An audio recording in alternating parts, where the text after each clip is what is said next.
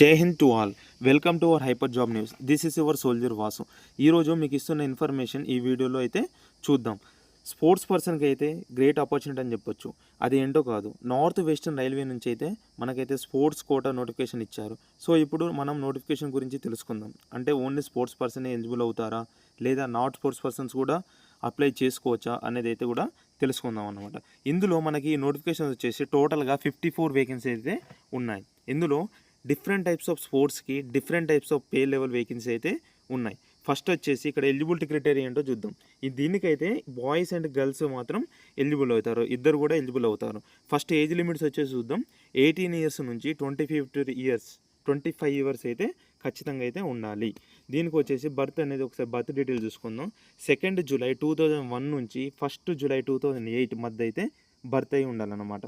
Next వచ్చేసి దీనికి education level అనేది ఒకసారి చూద్దాం. ఎడ్యుకేషన్ లెవెల్ అంటే ఏంటంటే మనకి pay level 5th, pay level 4th, వాటికి డిఫరెంట్గా ఎడ్యుకేషన్ లెవెల్ అయితే దీనికి చేస్తారన్నమాట. అది కూడా ఒకసారి మనం క్లారిటీగా అయితే దీని గురించి తెలుసుకుందాం. ఇక్కడ చూడండి, ఫస్ట్ వచ్చేసి లెవెల్ ఫేకి అంటే కంపల్సరీగా గ్రాడ్యుయేషన్ అయితే పాస్ అయి ఉండాలి.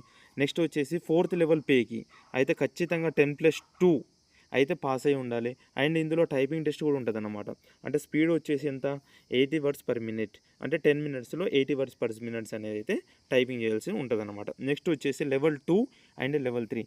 దీనికోసం అయితే 12th అయితే పాస్ అయి ఉండాలి, లేదా 10thతో పాటు ఐటీఐ చేసిన వాళ్ళు కూడా ఎలిజిబుల్ అవుతారు. నెక్స్ట్ వచ్చేసి పే లెవెల్ 1, వాటికి మాత్రం ఖచ్చితంగా మన 10th పాస్ అయితే ఉండాలి, లేదా ఐటీఐ సర్టిఫికేట్ ఉన్నా కానీ సరిపోతుంది అన్నమాట. నెక్స్ట్ ఇక్కడ ఒకటి చూద్దాం. ఒకసారి అయితే మనం అయితే స్పోర్ట్స్ డీటెయిల్స్ అండ్ ఏ లెవెల్కి అప్లై చేయాలో ఒకసారి అయితే చూద్దాం అన్నమాట. అంటే ఫోర్స్ దేనికి ఏ లెవెల్కి ఎలిజిబుల్ అవుతారు, ఏ స్పోర్ట్స్ ఉన్నాయి అనేది అయితే మనం ఒకసారి లెవెల్కి వేకెన్సీస్ ఎన్ని ఉన్నాయి అనేది ఒకసారి మనం క్లారిటీగా చూసుకుందాం. ఇక్కడ వచ్చేసి ఫస్ట్ అయితే చూసుకుందాం. దీంట్లో చూడండి, ఇక్కడ కనిపిస్తుంది కదా, ఇదైతే పే లెవెల్ 4 అండ్ 5కి. దీనికి సంబంధించి అయితే మనకైతే గేమ్స్ ఇక్కడ ఉన్నాయి చూడండి. బ్యాడ్మింటన్ ఉంది, సైక్లింగ్ ఉంది, షూటింగ్ ఉంది, టేబుల్ టెన్నిస్ ఉంది.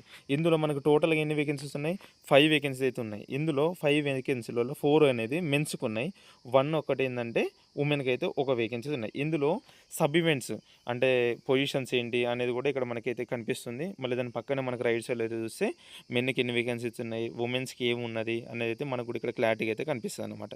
నెక్స్ట్ వచ్చేసి pay level 2 and pay level 3కి.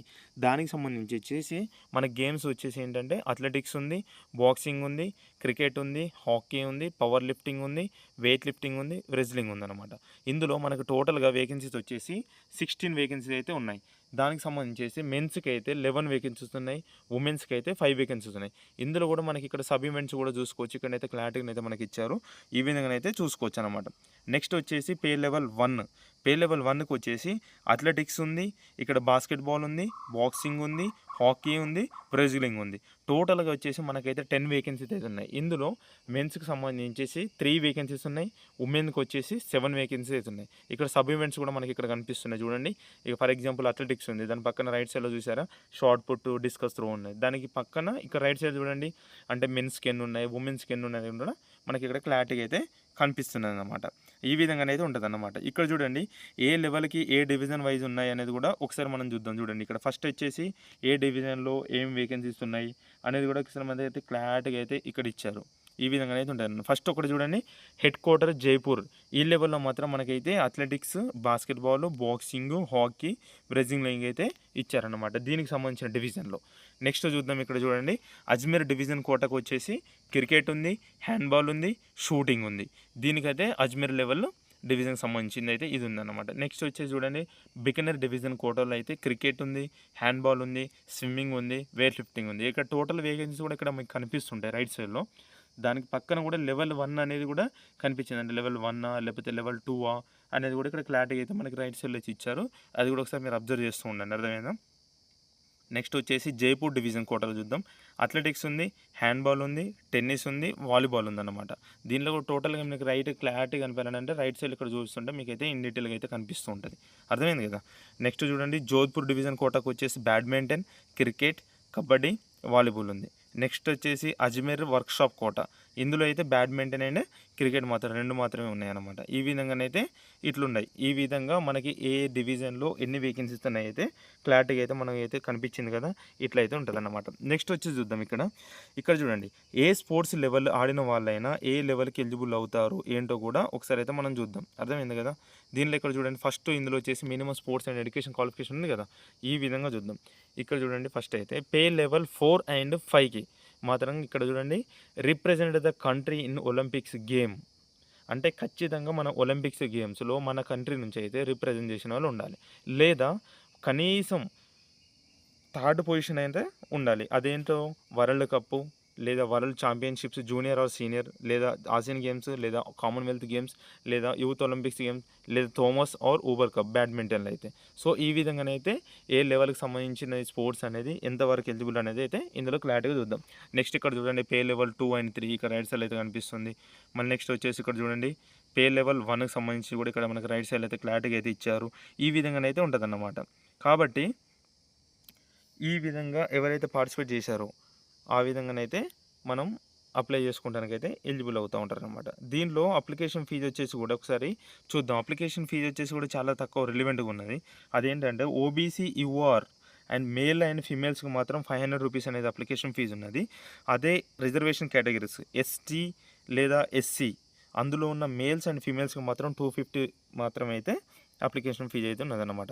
నెక్స్ట్ వచ్చేసి దీని యొక్క సెలక్షన్ ప్రొసీజర్ అనేది కూడా ఒకసారి అయితే మనం క్లారిటీగా ఒకసారి సెలక్షన్ ప్రొసీజర్ ఏ విధంగా అయితే ఉంటుంది అనేది ఒకసారి చూసుకుందాం. ఇక్కడ చూడండి, సెలక్షన్ ప్రొసీజర్ వచ్చేసి ఏముంటుంది అంటే మనకైతే ఫస్ట్ అయితే డాక్యుమెంట్ వెరిఫికేషన్ అయితే చేస్తారు. నెక్స్ట్ స్పోర్ట్స్ ట్రయల్స్ అనేది చేస్తారు. మనం ఇచ్చిన పర్ఫార్మెన్స్ని చూసి, మన యొక్క స్పోర్ట్స్ లెవెల్ సర్టిఫికేట్ని చూసి ఫైనల్ మెరిట్ లిస్ట్ అనేది అయితే ఇస్తారన్నమాట. ఇందులో ఇంకోటి ఏంటంటే మార్క్స్ డిస్ట్రిబ్యూషన్ అనేది కూడా ఇస్తూ ఉంటారు అన్నమాట. అదేదే విధంగా అయితే చూద్దాం. చూడండి, ఇక్కడ for game skill, physical fitness and coach observation during trials అని ఇచ్చారు కదా. ఇందులో అయితే టోటల్గా మనకు 40 మార్క్స్ ఉన్నాయన్నమాట. అంటే మన యొక్క గేమ్ స్కిల్ని చూసి, మళ్ళీ ఇంకోటి ఏంటంటే మన ఫిజికల్ ఫిట్నెస్ కానీ, మళ్ళీ అక్కడ మనం ట్రయల్ ఇచ్చే టైంలో కోచెస్ అయితే ఉంటారనమాట. వాళ్ళైతే టోటల్గా మన గురించి అబ్జర్వ్ చేసి టోటల్గా 40 మార్క్స్ ఎన్ని మార్క్స్ ఇవ్వాలనేది వాళ్ళు డిసైడ్ చేస్తారనమాట. నెక్స్ట్ వచ్చేసి చూడండి, ఇక్కడ for assessment of recognised sports achievements as per norms. అంటే నేను చెప్పాను కదా ఇందాక, Commonwealth games, Asian games, world cups ఆ విధంగా అయితే ఉన్నాయి కదా, దాని లెవెల్ బట్టి అక్కడైతే దానికి సంబంధించి అయితే మనకు టోటల్ 50 మార్క్స్ ఉంటాయి. మనం ఏ లెవెల్ గేమ్స్ అయితే ఆడామో దానికి సంబంధించినట్టు మార్క్స్ అనేది అయితే మనకు అవాయిడ్ చేస్తారు. నెక్స్ట్ వచ్చేసి ఎడ్యుకేషన్ క్వాలిఫికేషన్. మన ఎడ్యుకేషన్ కోసం అయితే 10 మార్క్స్ అనేది అవాయిడ్ చేస్తారు. ఎందుకంటే అందరికైతే ఎవరికైతే ఎడ్యుకేషన్ ఉంటారో వాళ్ళు కూడా ఎలిజిబుల్ అవుతూ ఉంటారు కాబట్టి వాళ్ళకైతే 10 మార్క్స్ అనేది, టోటల్గా మనకి ఏంటంటే 100 మార్క్స్ అనేది ఎలిజిబుల్ అవుతారు అన్నమాట.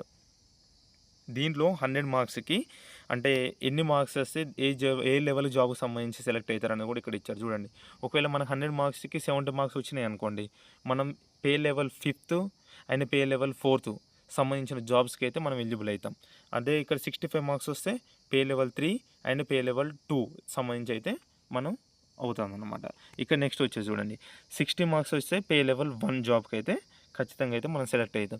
వీటికి సంబంధించిన పే లెవెల్ 1, పే లెవెల్ 2 అంటే అది ఒక పే లెవెల్ అంటే ఆఫీసర్ లెవెల్ అయి ఉంటాయి. సో ఈ విధంగా గ్రాడ్యుయేషను, ఇంటర్మీడియట్, 10th అని ఇచ్చారు కదా, ఆ విధంగానైతే ఉంటాయి అన్నమాట. ఇట్లనైతే ఒకసారి అయితే మనం అయితే చూసుకున్నాం కదా, ఈ విధంగా అయితే కండక్ట్ చేస్తూ ఉంటారు బోర్డు అనేవాళ్ళు. ఇక్కడ చూడండి, మనకైతే అప్లికేషన్ స్టార్టింగ్ డేస్ వచ్చేసి 10th జూలై 2026 నుంచి అయితే మనకు అప్లికేషన్స్ అయితే స్టార్ట్ అయ్యాయి అన్నమాట. సో ఎలిజిబుల్ ఉన్నవారు అప్లై చేసుకోండి. అప్లికేషన్ లింక్ అనేది మనకు ఒకటైతే డిస్క్రిప్షన్లో అయితే లింక్ ఇస్తాను. అర్థమైందా.